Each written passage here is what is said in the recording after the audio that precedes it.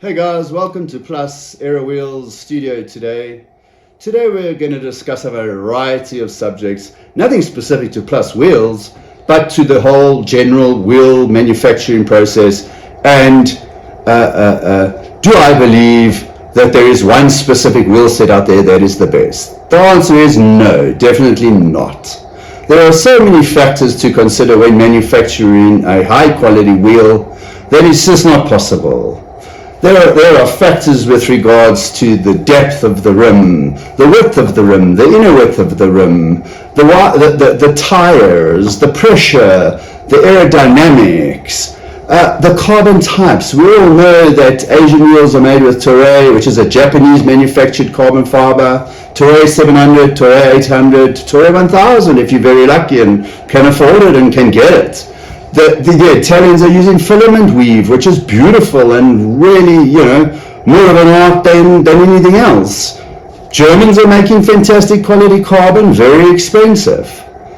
The different layups make a huge difference in the rigidity, in the compliance, in the strength. There are so many factors that you cannot answer these questions, unless you spend hours and hours and hours. We will be focusing in the future regarding Plus Wheels' manufacturing process, Plus Wheels' specific information. But today my conversation is just generally about lateral stiffness, vertical stiffness. It's about spoke types, tensions, drill configurations, the various hub types out there. We all believe that lateral stiffness is the be-all and end-all, and the average cyclist thinks, well, a carbon fiber wheel has to be laterally stiff, and that's the winning formula to a wheel. It's truly not.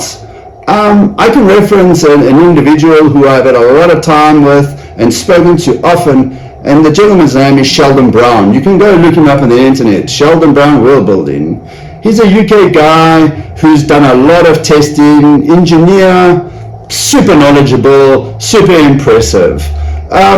I'm not going to get into the specifics on what is a good laterally stiff wheel, but I can tell you that ultimately if you wanted the most laterally stiff wheel, build a wheel with 36 spokes, make them all round spoked, make them heavy, make the wheel heavy, and then you've got a laterally stiff wheel. Which, in today's times where we're looking at lightweight, aerodynamic, efficiency, tire pressures, all of that, there is a holistic approach to building a superb quality wheel, which, as I said, I will get into at a later stage. Then the next section we're going to talk about is vertical stiffness, which is basically radial runout. It's when the wheel basically has a hop in it. And what causes the hop? Again, no specific individual factor. There are many. So again, another subject matter for the future. I can talk to you basically about the different spoke types in terms of J-bend, straight pull, double butted, triple butted, the different quality spokes in terms of materials. But ultimately, today's technology, we can get super high spoke tensions, which makes a huge difference in the longevity and the strength of the wheel, but ultimately doesn't affect the lateral stiffness. We've also done a lot of research and studies into carbon fiber spokes, where people think lightweight, the tension's there. But unfortunately, the shape and the width of that carbon spoke causes aerodynamic issues. And if we do have a problem where the spoke loosens up, it's going to snap on you. So we've got to look at the whole principle and the whole process when coming down to saying what wheel suits you most.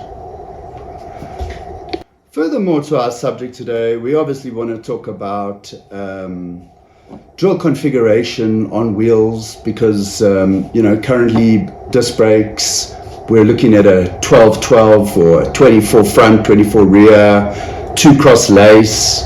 On various rim brakes, we look at a 20 radial, a 2-to-1 cross lace up on the rear. All these factors basically come down to spoke tensioning and equal spoke tensioning. You know, the better the tensioning, the better the longevity of the wheel. Okay. Bearings. Ceramic bearings, are they worth it? A very debatable subject. We will be discussing that in future. Personally, for plus wheels, we don't believe in ceramic bearings for many reasons. Why? Ceramic bearings generally are hybrid, which means that the ball is made from a ceramic material, but the outer race, the inner race, and the cage are just stainless steel and regular, like any other stainless steel ball bearing. The only advantage that a ceramic bearing would have is if you use ceramic speed, and I'm not endorsed by them, because why? Their balls are G5, they're handmade, SEMA bearings, but such small, you know, inconsequential improvements. They'd rather focus on aerodynamical position on your bicycle. Focus on your bottom bracket. On wheel sets, do ceramic bearings make a huge difference? I don't believe they do, and we will have videos to prove that further on. Regarding UCR testing, we've had to go through the UCR testing process now. Just for those out there that think it's like the most difficult thing to get UCI approval, the UCI, if you go onto their website, has a clear document to state what they require when approving a wheel. It's basically 3 different tests.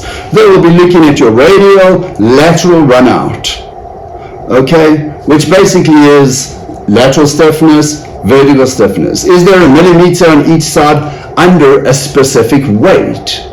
These figures are all provided by the manufacturer and actually not attested by the UCI, okay? But there is a standard formula. Again, we will go into that later. The most informative UCI test that I've come across is the impact test, where you've got to take 6 to 10 kilograms of basically heavy weights. It's going to be covered with 20 millimeters of rubber, and it's going to be dropped on the wheel, 90 degrees off from the valve. There's going to be no cracks, there's going to be no deformation, and that's the hardest test to pass for the UCI. So, bottom line, guys, is I just thought, I'd put it out there that we want to be neutral. We don't disrespect any brand. We also respect that everybody out there is doing their best. We also understand that currently there's quite a difficult industry, being the biking industry. I think you don't really have to be a super knowledgeable guy to understand that economics are affecting sales even for the big brands. Eurobikes just happened, and if you guys want to go find out, go look on LinkedIn. The information's all freely available. But please, guys, like, subscribe. We are going to have so much fun, and there are so many videos coming out. The next ones are going to be more specific to plus wheels, because that's our interest, and that's our love, and that's our passion. But for those that are, in different brands and that, we wish everybody success. The main issue, I think, currently is get people riding bicycles, because health, fitness, mental fitness, an industry that's under pressure. Doesn't matter what you ride. The bottom line is, can you afford this? Can you afford that?